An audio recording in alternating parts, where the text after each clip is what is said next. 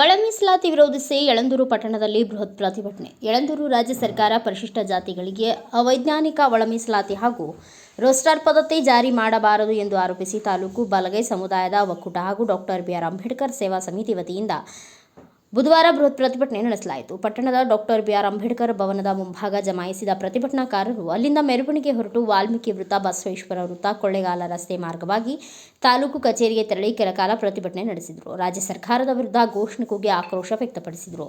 CK. Manjunath ಮಾತನಾಡಿ, ರಾಜ್ಯ ಕಾಂಗ್ರೆಸ್ ಸರ್ಕಾರ ಅವೈಜ್ಞಾನಿಕ ಒಳ ಮೀಸಲಾತಿಯನ್ನು ಜಾರಿಗೆ ತಂದಿದ್ದು ಇದು ಹೊಲೆಯ ಸಮುದಾಯಕ್ಕೆ ಮರಣ ಶಾಸನವಾಗಿದೆ. ಮುಖ್ಯಮಂತ್ರಿ ಸಿದ್ದರಾಮಯ್ಯ ಅವರು ಬಲಗೈ ಸಮುದಾಯದ ಮಲ್ಲಿಕಾರ್ಜುನ ಖರ್ಗೆ, ಪರಮೇಶ್ವರ್, ಶ್ರೀನಿವಾಸ್ ಪ್ರಸಾದ್ ಅವರ ರಾಜಕೀಯ ಅವಕಾಶಗಳಿಗೆ ತೊಡಕುಂಟು ಮಾಡುತ್ತಿದ್ದು ಪ್ರಸ್ತುತ ಬಲಗೈ ಸಮುದಾಯ ಜನರ ಉದ್ಯೋಗದ ಹಕ್ಕನ್ನು ಕಿತ್ತುಕೊಳ್ಳುತ್ತಿದ್ದಾರೆ ಎಂದು ಟೀಕಿಸಿದರು.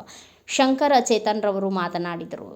ಸಿದ್ದರಾಮಯ್ಯನ ನೇತೃತ್ವದ ಸರ್ಕಾರ ಏನು ಇವತ್ತಿನ ದಿನ ಒಳ ಮೀಸಲಾತಿ ಜಾರಿಗೆ ತಂದಿದೆ, ಈ ಒಳ ಮೀಸಲಾತಿಯಿಂದ ನಮ್ಮ ಬಲಗೈ ಸಮಾಜಕ್ಕೆ ಹಾನಿಕರವಾದಂಥ ಪೆಟ್ಟನ್ನು ಕೊಟ್ಟಿದ್ದಾರೆ ಸಿದ್ದರಾಮಯ್ಯ ಸರ್ಕಾರ. ಒಂದು ಕಡೆ ಕಳೆದ ಇದರಲ್ಲಿ ಕ್ಯಾಬಿನೆಟ್ನಲ್ಲಿ ಹಳೆ ಮೀಸಲಾತಿಗೆ ಅನುಗುಣವಾಗಿ 50% ಅನುಪಾತದಲ್ಲಿ ಏನಿದೆ ಅದರಲ್ಲೇ ನಾವು ನೇಮಕಾತಿಗಳನ್ನ ತುಂಬ್ತಾರೆ ಅಂತಕ್ಕಂಥ ಒಂದು ನಿರ್ಣಯನ ಮಾಡ್ತಾರೆ. ತುರಾತುರಿಯಲ್ಲಿ ಹೋಗಿ ಒಳ ಮೀಸಲಾತಿಯ ಬಿಲ್ಗೆ ನಮ್ಮ ಬಲಗೈ ಸಮಾಜದ ಮಂತ್ರಿಗಳ ಆದಿಯಾಗಿ ಹೋಗಿ ರಾಜ್ಯಪಾಲರ ಮೇಲೆ ಒತ್ತಡ ತಂದು ಸಹಿಯನ್ನು ಹಾಕ್ತಾರೆ. ಇದು ಎಲ್ಲೋ ಒಂದು ಕಡೆ ಬಲಗೈ ಸಮಾಜವನ್ನು ಜೀತ್ಗಾರಿಕೆ ಪದ್ಧತಿಗೆ ದೂಡ್ತಕ್ಕಂಥ ಒಂದು ಪ್ರಕ್ರಿಯೆಯಲ್ಲಿ ತೊಡಗಿದ್ದಾರೆ. ಇದನ್ನು ತೀವ್ರವಾಗಿ ಖಂಡಿಸ್ತಾ ಇದ್ದೀನಿ.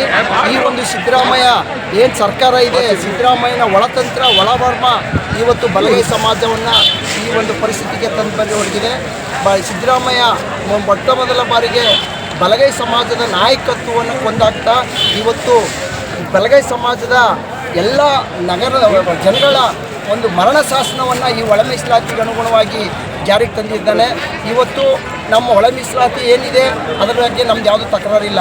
6 ಮತ್ತು 5 ಏನು ಅನುಪಾತಗಳು ನಿಗದಿಯಾಗಿದೆ ಅದಕ್ಕೆ ನಮ್ಮದು ವಿರೋಧ ಇಲ್ಲ.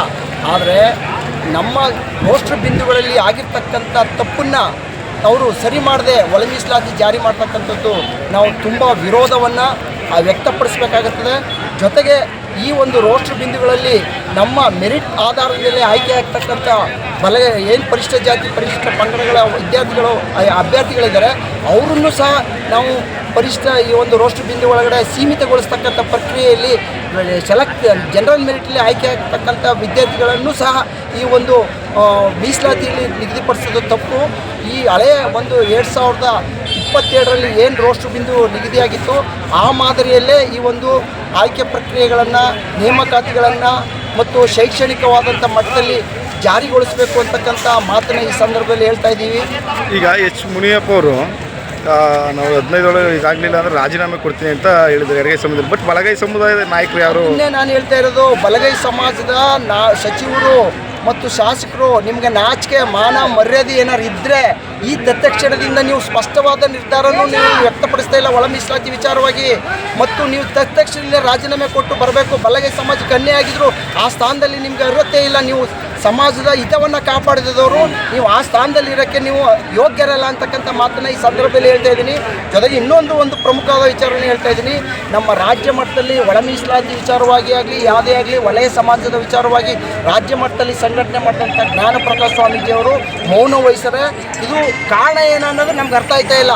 ಅದರಿಂದ ಈ ಜ್ಞಾನಪ್ರಕಾಶ್ ಸ್ವಾಮೀಜಿಯವರು ಏನು ಅವರು ಬೀದಿಗೆ ಬಂದು ಇಳಿಬೇಕು. ಈ ಒಂದು ಸಮಾಜದ ನೇತೃತ್ವವನ್ನು ಬಲಗೈ ಸಮಾಜದ ನೇತೃತ್ವವನ್ನು ವಹಿಸಿ ಈ ಸಮಾಜಕ್ಕೆ ಆಗಿರ್ತಕ್ಕಂಥ ಅನ್ಯಾಯವನ್ನು ಸರಿದೂಗಿಸಲಿ ಪ್ರಮುಖವಾದಂಥ ಪಾತ್ರವನ್ನು ವಹಿಸಬೇಕು ಅಂತ ಈ ಒಂದು ನಿಮ್ಮ ಮಾಧ್ಯಮದ ಮೂಲಕ ನಾನು ಅವರಲ್ಲಿ ಮನವಿ ಮಾಡ್ಕೊಳ್ತಾ ಇದ್ದೀನಿ.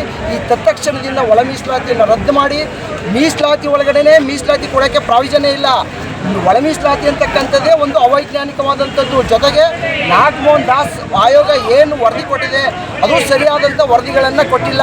ಮತ್ತು ಎಡ ಪಂಗಡ ಮತ್ತು ಬಡ ಪಂಗಡಗಳಲ್ಲಿ ಏನು ಜಾತಿಗಳನ್ನು ಸಮೀಕರಣಗೊಳಿಸಿದಲ್ಲಿ ವಿಫಲ ಆಗಿದ್ದಾರೆ.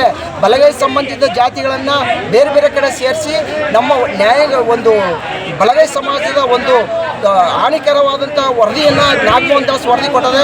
ಈ ನಾಗಮೋಹನ್ ದಾಸ್ ವರದಿ ಮೇಲೂ ತುರಾತುರಿಯಲ್ಲಿ ವರದಿ ಕೊಡಿ ಅಂತಕ್ಕಂಥ ಒತ್ತಡದ ಮೇಲೆ ಈ ರೀತಿ ಅವೈಜ್ಞಾನಿಕವಾದಂಥ ಅಪೂರ್ಣವಾದಂಥ ವರದಿ ಕೊಟ್ಟ ಹಿನ್ನೆಲೆಯಲ್ಲಿ ನಾವು ಬಿ ಗ್ರೂಪ್ಗೆ ಬಲಗೈ ಸಮಾಜ ಸೇರಬೇಕಾದಂಥ ಪರಿಸ್ಥಿತಿ ಉಂಟಾಯಿತು. ಯಾಕಂದರೆ ನಮ್ಮ ಜನಸಂಖ್ಯೆ ಮಾದಿಗ ಸಮಾಜಕ್ಕಿಂತ ಜಾಸ್ತಿ ಅದ. ಆದರೆ ಆದಿ ಕರ್ನಾಟಕ, ಆದಿ ದ್ರಾವಿಡ, ಆದಿ ಆಂಧ್ರ ಅಂತಕ್ಕಂಥ ಏನು ಪ್ರತ್ಯೇಕವಾದಂಥ ಒಂದು ವರ್ಗವನ್ನು 1% ನಿಗದಿ ಮಾಡಿದ್ರು. ಆ ಜನಸಂಖ್ಯೆ ನಮಗೆ ಸೇರಿದರೆ ಅವ್ರಿಗಿಂತ ನಾವು ಜಾಸ್ತಿಯಾಗಿ ನಾವು ಎ ವರ್ಗಕ್ಕೆ ಹೋಗಿರೋವು. ಆದರೆ ದುರಂತ ಈ ಸರಿಯಾದಂಥ ರೀತಿಯಲ್ಲಿ ಆಯೋಗ ಸಮೀಕ್ಷೆ ಮಾಡದೇ ಇರೋದ್ರಿಂದ ನಾವು ಬಲಗೈ ಸಮಾಜದವರು, ವಲಯ ಸಮಾಜದವರು ನಾವು ಬಿ ಗ್ರೂಪಿಗೆ ಸೇರಿದ ಪರಿಣಾಮವಾಗಿ ನಮಗೆ ಈ ಸ್ಥಿತಿ ಉಂಟಾಗದೆ.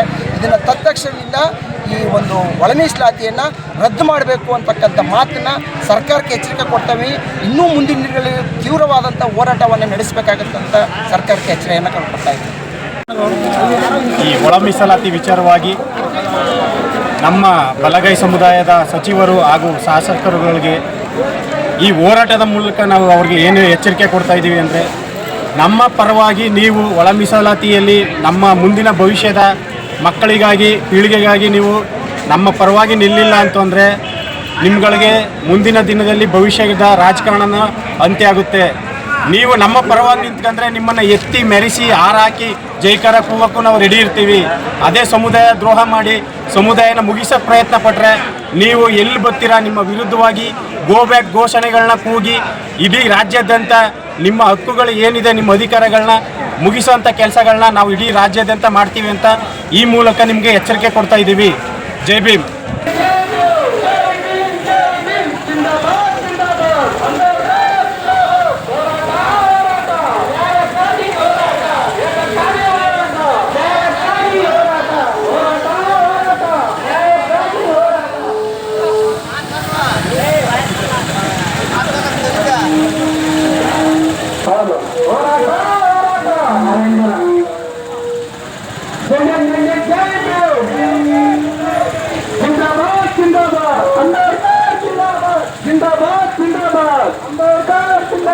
ಒಳ ಮೀಸಲಾತಿಯಿಂದ ಬಲಗೈ ಸಮುದಾಯಕ್ಕೆ ಅನ್ಯಾಯ ಮಾಡಿರುವ ಕಾಂಗ್ರೆಸ್ ಸರ್ಕಾರಕ್ಕೆ, ಒಳ ಮೀಸಲಾತಿಯಿಂದ ಬಲಗೈ ಸಮುದಾಯಕ್ಕೆ ಅನ್ಯಾಯ ಮಾಡಿ. ಈ ಸಂದರ್ಭದಲ್ಲಿ ಸೇವಾ ಸಮಿತಿ ಅಧ್ಯಕ್ಷರಾದ ಸಿದ್ದರಾಜು, ಉಪಾಧ್ಯಕ್ಷರಾದ ಗುರುಪ್ರಸಾದ್, ನಟರಾಜು, ಬಸವರಾಜು, ಪ್ರಧಾನ ಕಾರ್ಯದರ್ಶಿ ನಟರಾಜು, ಕಾರ್ಯದರ್ಶಿ ಮಾದೇಶ್ ದುಗಹಟ್ಟಿ ಹಾಗೂ ಪದಾಧಿಕಾರಿಗಳು, 33 ಹಳ್ಳಿಗಳ ಯಜಮಾನರು, ಯುವಕರು ಉಪಸ್ಥಿತರಿದ್ದರು. ಬ್ಯೂರೋ ರಿಪೋರ್ಟ್, ಸ್ವಾಮಿ ಬಳಿಪೇಟೆ, ಭಾರತ ವೈಭವ news, Yelandur. Thanks for watching. Read, discuss and debate with editor Dr. Yan Prashant Rao. Wanted reporters in print, digital and visual media for Bharat Vaibhav Daily Newspaper, BV News 5 Channel and BV Fast Web News from all the talukas of Karnataka, Goa and Maharashtra. If interested, send your resume to 9019229369.